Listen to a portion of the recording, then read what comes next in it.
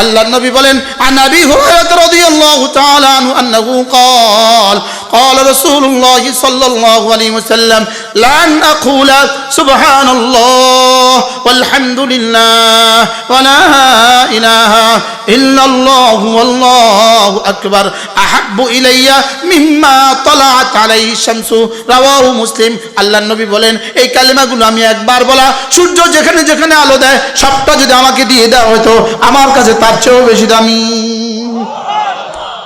পড়বো তো ইনশাআল্লাহ কমপক্ষে প্রতিদিন কাজ নিশ্চিত কইরা নামাজ নিশ্চিত কইরা এরপরে কমপক্ষে প্রতিদিন 6 তাসবিহ পাবন্দি করব। 1 নাম্বার সুবহানাল্লাহ 100 বার, 2 নাম্বার আলহামদুলিল্লাহ 100 বার, 3 নাম্বার আল্লাহু আকবার 100 বার, 4 নাম্বার লা ইলাহা ইল্লাল্লাহ, 5 নাম্বার যে কোনো একটা দুরূদ শরীফ প্রতিদিন 100 বার সাল্লাল্লাহু আলাইহি ওয়াসাল্লাম, 6 নাম্বার আস্তাগফিরুল্লাহ ওয়া আতুবু ইলাইহি। এজন্য আন আবি দারদা রাদিয়াল্লাহু তাআলা আনহু আন্নাহু قال قال رسول الله صلى الله عليه وسلم من قال لا إله إلا الله 100 مرة لم يبعثه الله يوم القيامة إلا ووجهه كالقمر في ليلة البدر أو كما قال عليه الصلاة والسلام। আল্লাহ নবী ইরশাদ করেন, ও আমার উম্মতরা শুনো, তোমাদের মধ্যে কেউ যদি প্রতিদিন 100 বার কালিমা তয়্যিবা পড়ো, আমি নবী কথা দিলাম আল্লাহ তাআলা হাশরের ময়দানে তাকে তুলবেন না, অবশ্যই তুলবেন, তার চেহারা হবে পূর্ণিমার চাঁদের মতো। আল্লাহ নবী আরেক হাদিসে বলেন, হাল ইয়াস্তাতিউ আহাদুকুম মান ইয়াকরা থুলুসাল কুরআন ফি কুল্লি লাইলা। ও আমার সাহাবীরা, পারবা কি কেউ কোরআনে কারীমের 3 ভাগের 1 ভাগ পড়ে প্রতি রাতে ঘুমাতে? সাহাবায়ে কেরাম বললেন, আইয়ুনা ইয়াস্তাতিউ ইয়া রাসূলুল্লাহ, কার পক্ষে সম্ভব প্রতি রাতে 3 ভাগের 1 ভাগ কোরআনে কারীম পড়ে ঘুমাবে? রাসূল বলেন, কেন পারবা না? সূরাতুল ইখলাস লা তা'দিলু থুলুসাল কুরআন, সূরা ইখলাস কোরআনে কারীমের 3 ভাগের 1 ভাগ।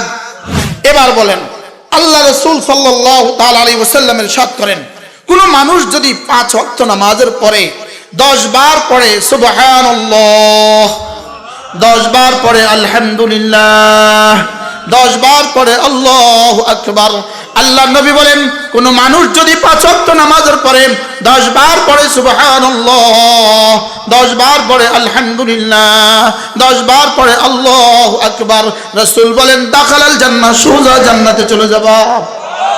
মাঝে মাঝে ইউটিউবে সার্চ দিবা ফারুক আয়াম টিভি, ফারুক, মাঝে মাঝে ফারুক আয়াম টিভি দিবা, একটা আওয়াজ শুনবা। আজকে 5 ফেব্রুয়ারি 2024, গাজীপুর রাজ্জাকিয়া জনকল্যাণ উচ্চ বিদ্যালয় মাঠ, রামগঞ্জ, লক্ষ্মীপুর এলাকাবাসী ও যুব সমাজের উদ্যোগে আয়োজিত আজকের 2 দিন ব্যাপী তাফসীরুল কোরআন মাহফিলের শ্রদ্ধেয় সভাপতি জনাব জাহিদুল ইসলাম মির্জা সাহেব, চেয়ারম্যান করপাড়া ইউনিয়ন পরিষদ, রামগঞ্জ, লক্ষ্মীপুর, উপস্থিত হযরত উলামায়ে কেরাম, বিশেষ করে আজকের এই মাহফিলের যিনি প্রধান তাফসীর কারক, যিনি হলেন এদেশের তাফসীরের জগতে কিংবদন্তি মহাপুরুষ হযরত মাওলানা আল্লামা লুৎফুর রহমান সাহেব দামাত বারাকাতুহু। আমাদের মতো ছোটদের জবানে হযরতের প্রশংসা করার ভাষাও আমাদের কাছে নাই। ছোটবেলা যখন টুমচোর পড়তাম, তো আব্বা লক্ষ্মীপুর তাফসীরের সভাপতি থাকতেন আর হযরত থাকতেন তাফসীর কারক। জীবনে বারবার ছাত্র জীবনে হযরতের বয়ান শোনার সৌভাগ্য আমাদের হয়েছে। আল্লাহ তাআলা হযরতের হায়াতের মধ্যে বরকত দান করেন। আজকে আমার সৌভাগ্য হয়েছে হযরতের গ্রাম, হযরতের বাড়ির পাশে বসেই মনে হয় আমি কথা বলছি। হযরত একটু পরে আসবেন ইনশাআল্লাহ। এরপরে আপনাদের জন্য আরো মেহমান আছে, হযরত মাওলানা শায়েখ সিফাত হাসান, নরসিংদী জামিয়া কাসিমিয়ার সম্মানিত শিক্ষক, তিনিও কথা বলবেন ইনশাআল্লাহ। আরো মেহমান আছেন। মূলত আমি ছিলাম মাগরিবের পরের মেহমান, আমার আসতে কিছুটা দেরি হয়ে গেছে, এজন্য অল্প সময় আমি আপনাদের সামনে আমার পঠিত আয়াতের 2 আয়াতে কারিমা সূরা নূরের 2 আয়াত কারিমা আমি আপনাদের সামনে অল্প সময় ইনশাআল্লাহ আলোচনা করব। ওমা তাওফীকি ইল্লা বিল্লাহ। মেরে ভাইও, আল্লাহ তাআলা পৃথিবীতে যত মাখলুক পাঠিয়েছেন তার মধ্যে মানুষকেই শ্রেষ্ঠ করে বানিয়েছেন।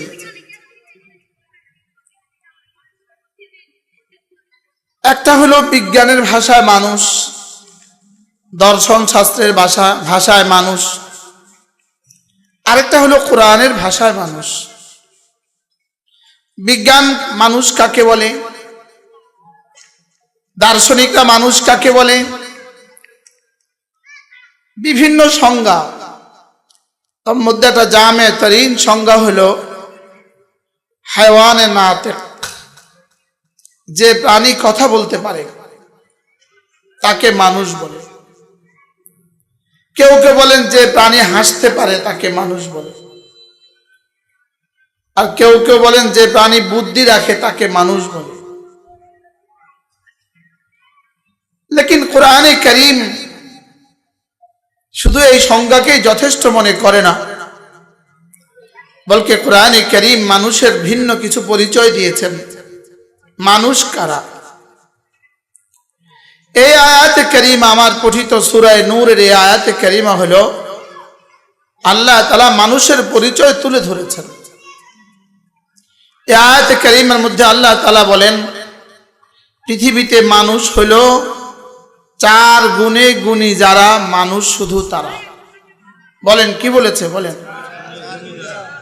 4 গুণে গুণী যারা, মানুষ শুধু তারা। এই 4 গুণ মূলত এই 4 গুণের মধ্যে সীমাবদ্ধ নয়, বলকে 4টা গুণ হইল এক মানুষের, এক পুরো একটা মানুষ হওয়ার যতগুলো গুণ আছে, যত হাজারো সিফাতের দ্বারা একজন মানুষ মানুষ হয়, এই সিফাতগুলোকে 4 ভাগে ভাগ করা হয়েছে। এই সিফাতগুলোকে 4 ভাগে ভাগ করা হয়েছে। কিছু সিফাত হলো দিলের সিফাত, সিফাত মানে গুণ। কিছু সিফাত হলো দিলের সিফাত, কিছু সিফাত হলো তার শরীরের সিফাত, আর কিছু সিফাত হলো তার মালের সিফাত। বলেন দিলের গুণ, বলেন দিলের গুণ, শরীরের গুণ, মালের গুণ। এই 3 প্রকারের সিফাতের মধ্যে 3টা মৌলিক গুণ রব্বে কারীম উল্লেখ করেছেন। কারণ একটা সংক্ষিপ্ত আয়াতের মধ্যে সবগুলো গুণ উল্লেখ করা সম্ভব নয়। এজন্য কায়দায়ে কুল্লিয়া হিসাবে একটা উল্লেখ করে এর ভিতরে 1000টা ঢুকিয়ে দিয়েছেন। তো আল্লাহ তাআলা বলেন মানুষ কারা জানো? 1 নাম্বার মানুষের গুণ হলো যাকে পৃথিবীর কোনো ব্যস্ততা, বাচ্চাদেরকে একটু সামলালে ভালো হয়। এই বাচ্চারা কথা বলবো, এগুলো উঠায় দেন, এগুলো পেছনে দিয়ে দেন। যাও তোমরা পেছনে যাও। পৃথিবীর কোনো ব্যস্ততা, দুনিয়ার কোনো মাশগালা, চাই সে দুনিয়াতে যেখানেই থাকুক, যে হালতেই থাকুক, যে অবস্থাতেই সে থাকুক, সে যত কিছুই করুক, কোনো অবস্থাতেই সে আল্লাহ তাআলার জিকির থেকে গাফেল হয় না।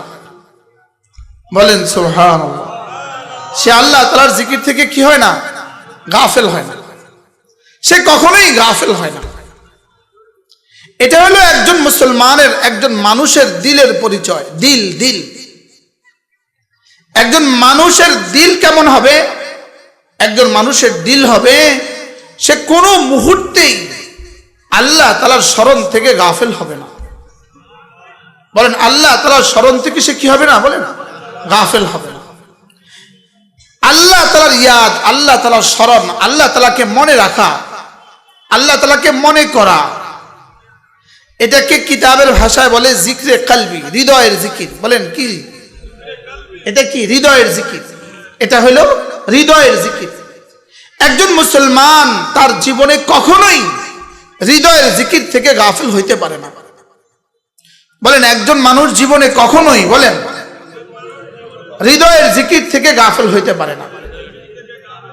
হৃদয়ের জিকির থেকে যদি কেউ কখনো গাফিল হয়, কোরআন তাকে কখনো বলে কাফের, কখনো বলে ফাসিক, কখনো বলে গাফেল, কখনো বলে খাসির। এই চার গুণে নাম দেয়, এই চার নামে কোরআন তাকে নাম দেয়।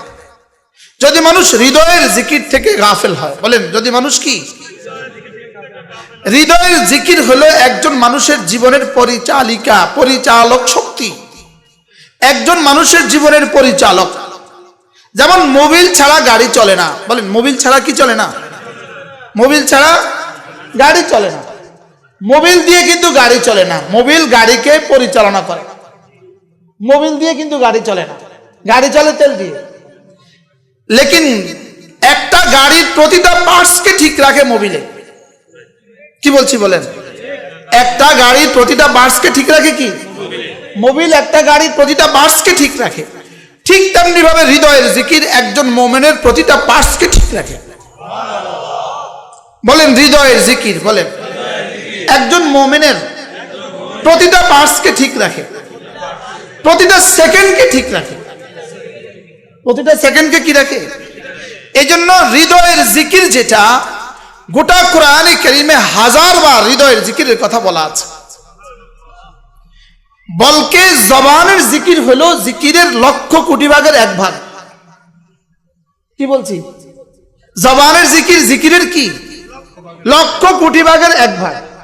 জিকিরের মূল হলো হৃদয়ের জিকির। সুবহানাল্লাহ বলেন।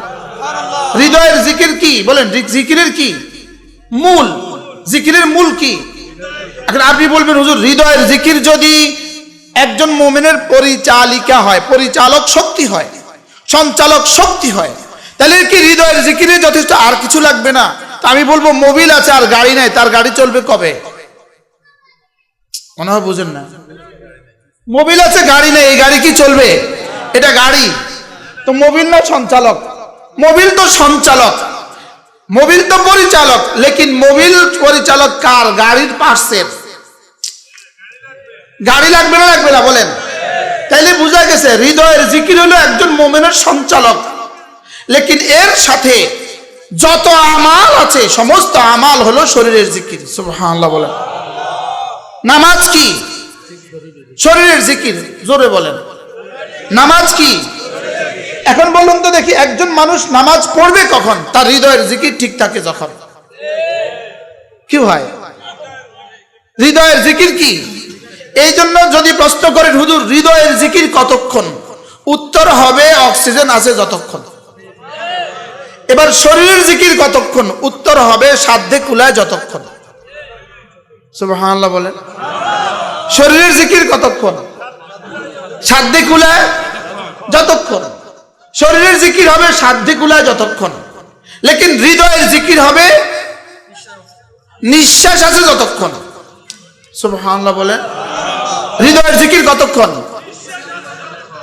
পৃথিবীর কোন ইহুদির কলিজায় জীবনে কখনো 1 সেকেন্ডের জন্য হৃদয়ের জিকির আসে নাই, আসে না। পৃথিবীর কোন নাসারার কলিজায় জীবনে কখনো 1 সেকেন্ডের জন্য হৃদয়ের জিকির আসে নাই। মূলত হৃদয়ের জিকিরের 1 জাররার দাম 10 দুনিয়া বরাবর জান্নাত। বাহিরের জিকিরের দাম ভিন্ন ভিন্ন। বাহিরের জিকিরের দাম কি? ভিন্ন ভিন্ন। হৃদয়ের জিকিরের 1 জাররার দাম 10 দুনিয়া বরাবর জান্নাত। এবার বলুন তো দেখি হৃদয়ের জিকিরের আলোচনা কতটা জরুরি। এটা ছিল আমাদের জীবনের সবচেয়ে বেশি দরকারি, যেটা ছিল আমাদের জীবনের কি সবচেয়ে বেশি দরকারি, লেকিন এটাকে বানিয়ে ফেলেছি আমরা জীবনের সবচেয়ে বেশি বেদরকারি। এটাকে বানাইছি কি? কোরআনে কারীম হলো জিকির, কোরআনে কারীম আফদলে জিকির, তবে এটা জবানের জিকির। কালেমায়ে তাইয়্যিবা আফদল জিকির, তবে জবানের জিকির। আর হৃদয়ের জিকির হলো আল্লাহ তাআলার জাত ও সিফাতের ইয়াকিন কলিজা রাখা। সুবহানাল্লাহ বলেন। হৃদয়ের জিকিরটা কি? আল্লাহ তাআলার জাত ও সিফাতের ইয়াকিন। বলেন আল্লাহ তাআলা এক, বলেন আহাদ, এই কথা কলিজায় রাখা, এটা হলো হৃদয়ের জিকির। আল্লাহ তাআলা আমাকে দেখেন, এই কথা কলিজায় রাখা, এটা হলো হৃদয়ের জিকির। আল্লাহ তাআলা আমার কথা শুনেন, এটাকে কলিজায় রাখা, এটা হলো কি? এখন আল্লাহ তাআলা আমাকে দেখেন, এই কথাটা কলিজা রাখা কত সময় জরুরি? আল্লাহ তাআলা আহাদ, এই কথাটা কলিজা রাখা কতক্ষণ জরুরি? আল্লাহ তাআলাই আমার মাবুদে হক, এই কথাটাকে কলিজা রাখা আমার কতটা জরুরি? আল্লাহ তাআলা সামিঈ, আল্লাহ তাআলা বাসীর, আল্লাহ তাআলা খাবীর, এগুলোকে আমার কলিজা রাখা কতটা জরুরি? জোরে বলেন, কতটা জরুরি?